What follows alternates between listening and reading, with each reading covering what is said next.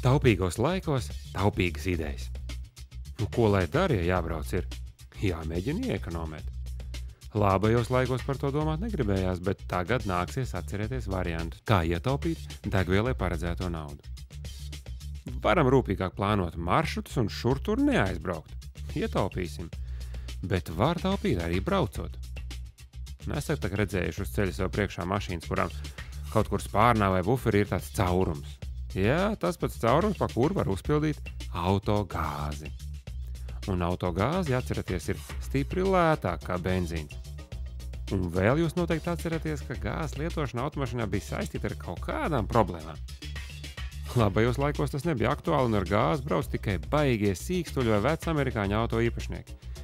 Bet šobrīd, es domāju, daudz būtu ar mieru pārskatīt savus degvielas lietošanas principus un varbūt arī pāriet uz autogāzi. Tāpēc arī mēs raidījumā nolēmām tā pamatīgāk izpētīt, kas Latvijā notiek šajā nozarē un vai vecie mīti joprojām ir spēkā. Bet varbūt pa šo laiku kaut kas ir mainījies. Kā variantu var uzlikt gāzes iekartas jebkurai mašīnai. Te iet runā, protams, tikai par mašīnām, kuri brauc ar benzīnu. Sašķidrināta naftas gāzes aprīkojums atkarība no tā dzinēja, no tās barošanas sistēmas, kuru jau pēc rūpnīca ražotāja izbūvēta mašīna, var būt dažādi, gan pēc cenas, gan pēc samām aprīkojuma. Jo parastim karbīzes dzinējumiem tas ir lētākais variants, visprastākais variants. Viņš var maksāt līdz 300 latiem iekartā. Sarežģītiem jau runājot par BMW un citām mašīnām, kur jau aprīkoti pilnībā ar elektronisku sistēmu, tiem, protams, ir dārgākās, visu saistošā ar elektronisku vadību šai barošanas sistēmai un viņu regulēšanu. Un tas var maksāt ap 1000 latu. Tātad sāksim ar svarīgāko. Cik tad var ietaupīt? Gāze maksā mazāk, vidēji par 40% lētāk kā 95. markas benzīns. Tas labi, bet ir mīnus. Patēriņš ir par kādiem 5 līdz 10% lielāks kā benzīnam. Tātad 2 reizes lētāk kopumā nebūs, bet vismaz trešdaļu no degvielas izdevumiem ietaupīt varam.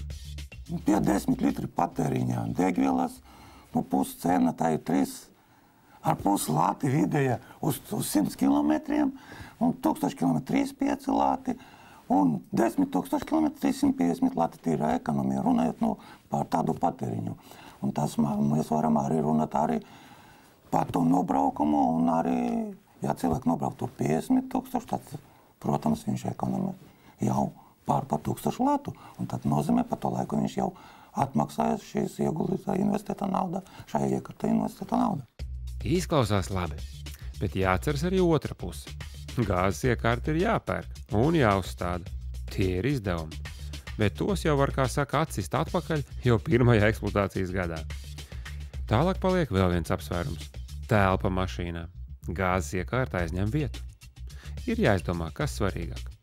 Bet te atrisinājums parasti rodas pats no sevis. Ietaupīt grib liela motora īpašnieki, bet liela motora parasti ir lielām mašīnām. Un lielās mašīnās vienmēr ir daudz vietas. Tā tad atradīsies arī gāzes iekārtē. Ir par ko padomāt, vai ne? Bet mēs turpināsim pētīt šo jautājumu arī nākamajos raidījumos. Un, kas zina, pozitīvs secinājuma rezultātā varbūt pāriesim uz gāzi. Bet līdz tam vēl noskaidrosim tādus faktorus kā drošība un ekoloģija. Bet par to nākamreiz.